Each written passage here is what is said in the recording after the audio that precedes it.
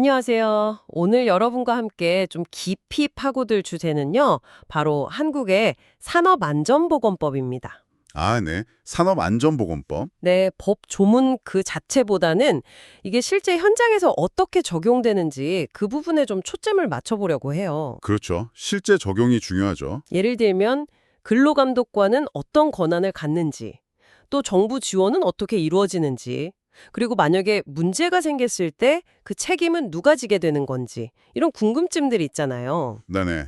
아주 현실적인 문제들이죠. 저희가 오늘 살펴볼 자료는요, 이런 실제 궁금증에 대한 정부의 공식 답변, 그러니까 질의회의 시 사례들입니다. 아, 회시집이요? 네. 네, 이걸 통해서 이 복잡한 법규가 현실에서 어떻게 작동하는지, 그걸 좀 명확하게 이해하는 게 이번 탐구의 목표입니다. 맞습니다. 이 산업안전보건법, 근로자의 생명과 건강을 지키는 정말 중요한 법인데요. 그럼요. 근데 그 해석하고 적용은 사실 간단치가 않아요. 특히 감독 권한의 범위라던가 지원금 조건, 또 벌칙 적용 대상 같은 부분들은요. 구체적인 사례를 봐야 그 의미가 좀 더 명확해지거든요. 맞아요. 그냥 법조문만 봐서는 감이 잘 안 오죠. 네. 오늘 그 핵심적인 부분들을 좀 알기 쉽게 풀어드리겠습니다. 좋습니다.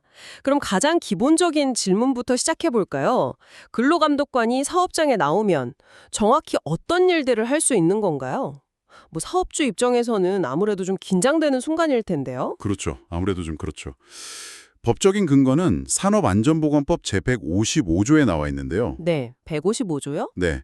근로감독관은 사업장에 이렇게 출입을 해서 관계자에게 질문할 권한이 있고요. 또 장부나 서류를 검사하고 실제 안전보건 상태가 어떤지 점검할 수 있습니다. 점검까지요? 네. 그리고 필요하다면 검사를 위해서 제품이나 원재료 샘플 같은 거를 무상으로 가져갈 수도 있고요. 아, 샘플 수거도 가능하군요. 네. 그리고 관련자에게 보고를 하라거나 아니면 출석을 요구할 수도 있습니다.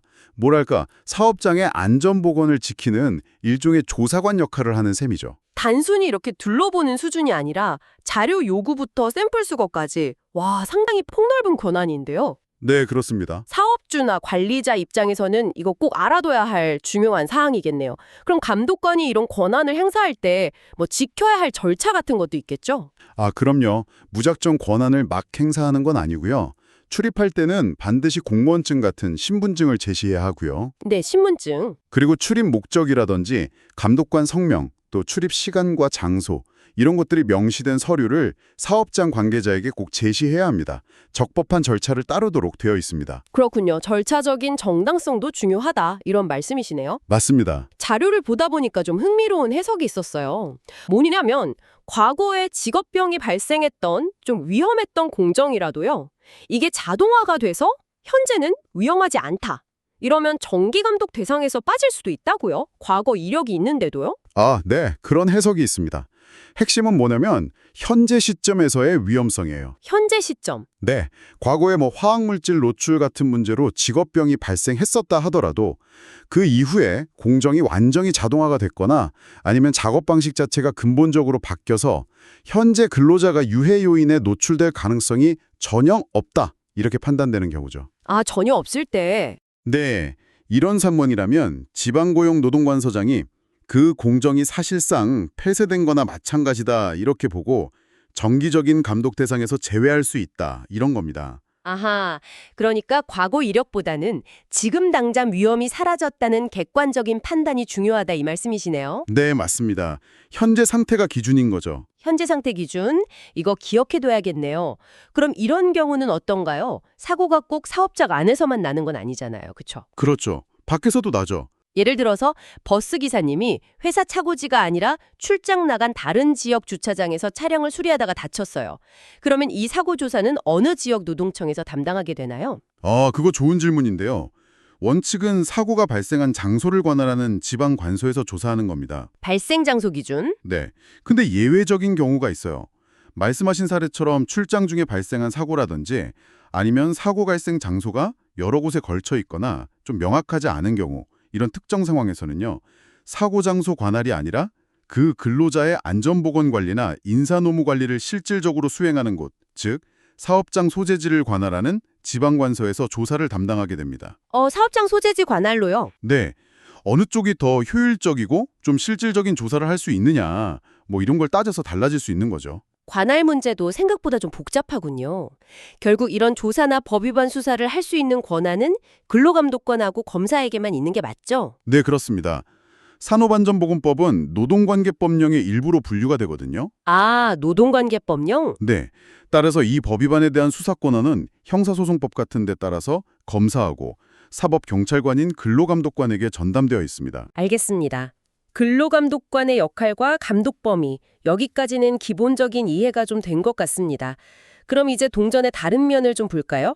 감독과 처벌이라는 어떻게 보면 채찍이 있다면 사고 예방을 위한 당근, 그러니까 정부 지원책도 있겠죠? 네, 그렇습니다. 산업안전보건법 제158조가 정부가 산업재해 예방 활동을 지원할 수 있는 근거를 마련하고 있는데요. 제 158조요? 네.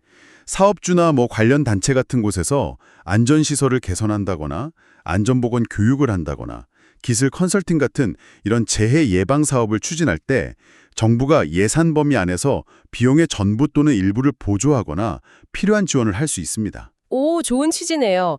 근데 이런 지원을 받을 때 좀 주의할 점은 없을까요? 혹시 지원금에 좀 잘못 사용하면 문제가 생길 수도 있을 것 같은데요. 당연히 조건과 책임이 따릅니다.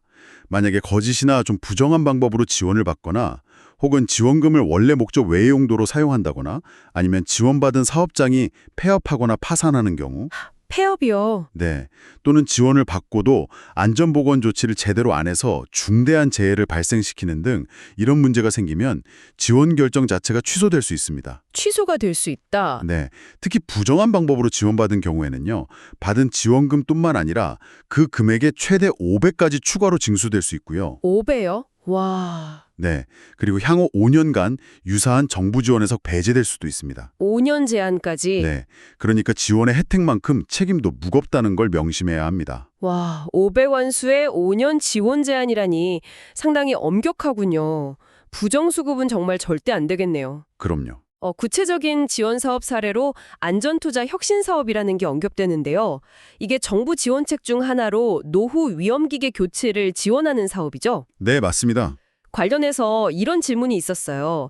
사업 공고 전에 이미 자비로 노후 장비를 새 것으로 바꿨는데 왜 소급해서 지원해주지 않나요? 이거 충분히 좀 억울하게 느낄 수 있을 것 같은데요. 네. 일리가 있는 문제 제기죠. 근데 정부의 입장은 이렇습니다. 이 사업의 주된 목적은요. 2009년에 안전인증제도가 시행되기 이전에 제작돼서 현재 안전성이 담보되지 않는 노후 위험기계, 예를 들면 오래된 이동식 크레인이나 고소작업대 같은 거요. 네네. 이걸 교체하도록 유도해서 미래에 발생할 수 있는 사망사고를 예방하는 데 있다는 겁니다. 아, 미래 사고 예방. 네, 한정된 예산으로 최대한의 효과를 내려면 현재 사용 중인 위험 장비의 교체를 우선적으로 지원할 수밖에 없다는 거죠. 그래서 이미 교체가 완료된 경우는 좀 아쉽지만 사업 추지상 지원 대상에 포함하기는 어렵다. 이런 설명입니다. 미래 사고 예방 효과가 큰 쪽에 예산을 집중한다 뭐 이런 거군요. 취지는 이해가 됩니다. 네, 그런데 이 지원 사업 관련해서 소위 로또설 같은 우려도 있었다고요. 그러니까 지원금을 노리고 낡은 장비를 급하게 사서 지원받은 다음에 되팔아서 차익을 챙기려는 사람들이 있을 수 있다. 뭐 이런 거죠. 네, 맞아요. 그런 꼼수를 우려하는 목소리가 있었습니다. 그래서 제도적으로 좀 보완 장치를 마련했죠. 예를 들면 특정 기준일, 그러니까 2000년 12월 31일 이전부터 해당 노후 장비를 소유하고 있었어야 한다. 이런 조건을 달았습니다. 아, 기준일이 있군요. 네. 사업 발표 이후에 투기 목적으로 장비를 구매하는 걸 막기 위해서죠. 또 지원받아서 구매한 새 장비는 일정 기간 동안 의무적으로 사용해야 하고요. 공단에서 사후 관리도 합니다. 사후 관리까지? 네. 만약 이 기간 안에 임의로 팔아버리면 보조금이 환수될 뿐만 아니라 제재도 받을 수 있습니다. 그런 부작용을 막기 위한 안전장치가 있군요. 그렇죠. 또 다른 현장의 불만도 있었어요. 이동식 크레인 같은 경우에요. 실제 작업하는 상부장치만 낡고 위험한데 왜 멀쩡한 하부 차량까지 통째로 바꿔야만 지원 대상이 되냐는 지적이었습니다. 부분 교체 지원이 더 합리적이지 않냐 이런 거죠. 네. 그 부분에 대한 정부의 설명은 시스템 전체의 안전 확보라는 관점입니다. 시스템 전체요? 네. 이동식 위험기계라는 게 상부 작업 장치만 안전하다고 끝나는 게 아니라 그 장치를 지탱하고 움직이는 하부 차량의 구조적 안정성도 매우 중요하다는 거죠. 아하. 그래서 기계 전체를 교체하는 것을 조건으로 내걸었다. 이런 입장입니다. 부분적인 개선보다는 전체 시스템의 근원적인 안정성 향상을 목표로 한다는 취지죠. 듣고 보니 시스템 전체의 안전을 고려한다는 취지는 이해가 가네요. 하지만 현장에서는 여전히 비용 문제가 클 텐데 이 부분은 좀 어떻게 해소해야 할지 고민이 필요하겠군요. 네, 그럴 수 있겠네요. 자, 이렇게 지원책이 있는 반면에 법규를 위반했을 때의 책임 문제도 명확히 짚어야겠죠. 특히 경영진의 책임 범위가 어디까지인지 궁금해하시는 분들이 많습니다. 예를 들어서 회사의 대표이사가 2명인데 1명은 주로 해외에 있다면 법 위반 시 책임은 누가 지나요? 아, 이거 아주 중요한 질문입니다. 산업안전보건법에는 양벌 규정이라는 것이 있거든요. 제71조에. 양벌 규정이요? 네. 법인뿐만 아니라 실제 법 위반 행위를 한 사람 그리고 그 업무를 총괄하는 책임자도 함께 처벌할 수 있다는 내용인데요. 여기서 핵심은 단순히 대표이사라는 직함이나 국내에 있는지 해외에 있는지 이런 여부가 아닙니다. 그럼 뭐가 중요한가요? 중요한 건 실질적으로 해당 사업장의 안전보건 업무를 총괄 관리하는 사람이 누구냐는 겁니다. 아, 실질적인 총괄 관리자? 네. 회사의 규모라던가 업무 분장 체계, 그리고 실제적인 지휘 감독 권한, 이런 것들을 종합적으로 고려해서 판단하게 됩니다. 따라서 해외에 있더라도 실질적인 총괄 책임자라면 책임을 져야 할 수 있고요. 반대로 국내에 상주하는 대표라도 명목상일 뿐 실권이 없다면 책임 범위가 달라질 수 있습니다. 여기서 정말 중요한 원칙이 나오네요. 실질적 통제권. 맞습니다. 서류상 직함이 아니라 실제 권한과 역할을 본다는 것. 이 원칙은 다른 책임 문제에서도 계속 나올 것 같습니다. 네, 그렇습니다. 그럼 이런 경우는 어떤가요? 건물을 하나 인수했어요. 그런데 나중에 알고 보니까 건물을 지을 당시에 시공사가 안전법규를 위반한 부분이 있었던 거예요. 이 책임은 건물을 인수한 현재 사업주에게 있는 건가요? 인수전 문제인데 좀 억울할 수도 있을 것 같은데요. 네, 원칙적으로는요. 현재 그 시설물을 사용해서 사업을 운영하고 또 근로자를 고용하고 있는 사업주, 즉 인수한 쪽에 안전조치 의무, 법제 38조와 법 위반에 대한 책임이 있습니다. 아, 인수한 쪽이요? 네, 인수하기 전에 위반 사실을 알았는지 몰랐는지는 책임의 주체를 바꾸는 결정적인 요인은 아니에요. 다만 몰랐다는 점이나 위반 사항을 개선하려고 노력했다는 점, 이런 것들은 과태료 금액을 정할 때 감경 사유로는 고려될 수 있겠죠. 아, 감경 사유는 될 수 있다. 네. 참고로 만약에 건물을 설계할 때하고 시공할 때의 법 기준이 달랐다면 특별한 경과 규정이 없는 한 시공 당시의 법 규정을 따르는 것이 일반적입니다. 그렇군요. 인수할 때 정말 꼼꼼하게 실사를 해야겠네요. 네, 필요하죠. 책임 관련해서 마지막 질문입니다. CEO가 회사 내부 규정, 예를 들어서 위임 정결 규정 같은 걸로 안전보건 관련 업무를 특정 부서장이나 임원에게 위임했어요. 만약 사고가 발생하거나 법 위반 사항이 적발되면 CEO는 나는 권한을 위임했으니 내 책임이 아니다. 이렇게 주장할 수 있을까요? 아, 그렇게 보기는 좀 어렵습니다. 양벌 규정에서 처벌 대상이 되는 행위자는요, 단순히 실무를 담당하는 사람이 아니라 해당 사업 또는 사업장 전체를 실질적으로 총괄 관리하는 사람을 의미합니다. 또 실질적 총괄 관리네요. 네. 일반적으로는 대표이사나 그에 준하는 경영상의 권한과 책임을 가진 사람, 예를 들면 공장장이나 안전보건관리 책임자 같은 분들이 해당할 수 있겠죠. 회사 내부적으로 업무를 위임했다는 사실만으로는 법에서 요구하는 최종적인 관리감독 책임까지 면제된다고 보지는 않습니다. 아, 결국 아까 말씀드린 실질적 통제권, 이 누구에게 있느냐, 이게 관건입니다. 결국 내부 규정만으로는 최고 경영진의 책임을 피하기 어렵다. 이런 거군요. 아까 강조하신 실질적 통제권 원칙이 여기서도 아주 명확하게 드러나네요. 네, 그렇습니다. 자, 책임 문제는 이 정도로 정리하고요. 이제 구체적인 금전적 제재인 과태료 부과와 그 절차의 공정성에 대해서 이야기해 보겠습니다. 이것도 실무에서는 아주 민감한 이슈죠. 네, 그렇죠. 돈 문제니까요. 특히 하청업체에서 중대재해가 발생했을 때 원청업체의 책임은 어떻게 되나요? 만약에 원청업체가 이전에 같은 위반 사항으로 적발된 적이 없는데도 하청업체 사고 때문에 바로 3차 위반에 해당하는 높은 과태료를 받을 수도 있나요? 네, 그럴 가능성이 있습니다. 산업안전보건법 시행령 별표 35에 관련 규정이 있는데요. 시행령 별표에 네. 중대재해나 중대산업사고가 발생한 사업장에서 발견된 법 위반 행위가 그 재해나 사고와 직접적인 관련이 있고 또 특정 기준에 해당한다고 판단되면요. 설령 첫 번째 위반이라 하더라도 가중에서 3차 이상 위반 시의 과태료 금액을 부과할 수 있도록 하고 있습니다. 첫 위반인데도 3차 기준으로요? 네, 이 규정은 재해가 발생한 하청업체뿐만 아니라 관리 책임이 있는 원청업체에게도 적용될 수 있습니다. 사안의 중대성을 고려한 아주 강력한 조치라고 할 수 있죠. 와, 이건 정말 강력한 규정이네요. 첫 위반이라도 중대재해와 직접 관련되면 그렇게 높은 과태료가 나올 수 있다니 원청의 관리 책임이 얼마나 중요한지를 보여주는 것 같습니다. 네, 맞습니다. 다음은 공공기관 사례인데요. 공립학교에서 산업재해 발생 보고를 법정 기한보다 늦게 했어요. 이 경우 과태료는 학교장 개인에게 부과되나요? 아니면 상급기관인 교육청, 그러니까 교육감에게 부과되나요? 법적으로 보면 공립학교의 사업주는 해당 학교가 속한 지방자치단체입니다. 지자체요. 네, 따라서 과태료 부과의 대상 자체는 지방자치단체가 됩니다. 하지만 학교 운영이나 교육 관련 사무의 집행 책임자는 교육감이죠. 그렇죠. 그래서 과태료 부과 통지서는 위반 행위가 발생한 학교 이름을 명시해서 교육감에게 발송하게 됩니다. 실제 과태료 납부는 지자체 예산으로 이루어지겠지만 행정적인 통지나 관리 책임은 교육감에게 있는 구조라고 보시면 됩니다. 행정체계 때문에 조금 복잡하게 느껴지네요. 사업주하고 행정 책임자가 다른 경우군요. 네, 좀 그렇죠. 자, 과태료 관련해서 정말 흥미로운 사례가 있었습니다.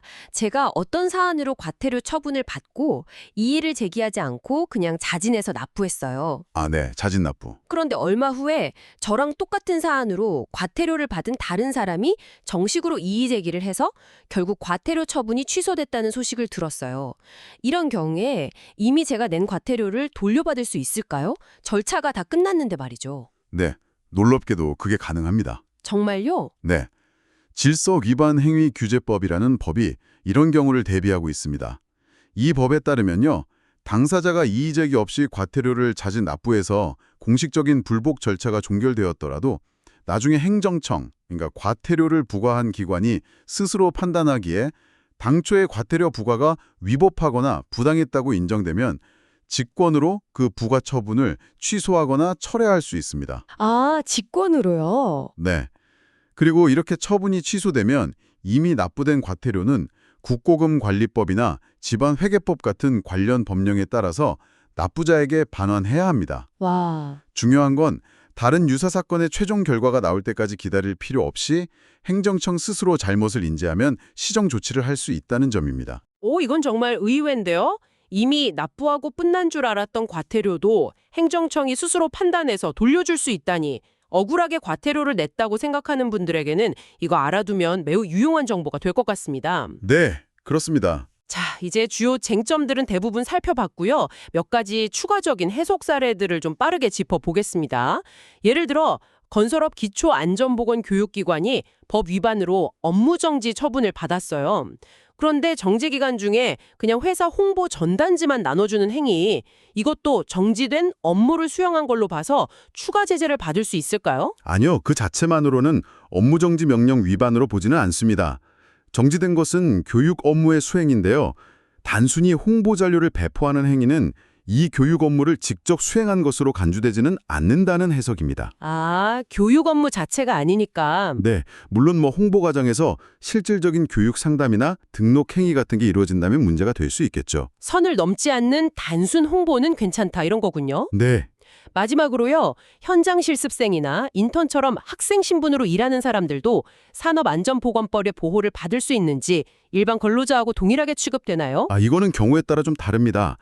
산업안전보건법에는 직업교육훈련촉진법에 따라서 정식으로 현장 실습 계약을 체결한 직업교육훈련생을 위한 특례 조항이 마련되어 있습니다. 특례 조항이요? 네, 제166조의 2인데요. 이런 직업교육훈련생의 경우에는 산업안전보건법의 일부 중요한 안전보건 규정들이 준용되어서 보호를 받습니다. 아하. 하지만 대학병원에서 실습하는 의대생이나 간호대생 혹은 일반 기업에서 근무하는 인턴의 경우는 좀 달라요.